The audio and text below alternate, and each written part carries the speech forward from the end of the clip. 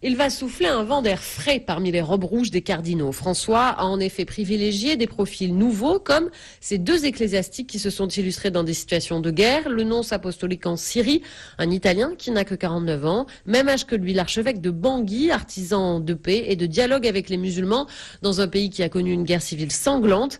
Quand la Centrafrique a appris sa nomination début octobre, une vague d'émotions a submergé le pays, raconte-t-il. La nouvelle a fait le tour de la capitale. Les gens se sont massés le long de la route. Pour faire 12 km, nous avons mis 4h30. C'est comme si on avait remporté la Coupe du Monde.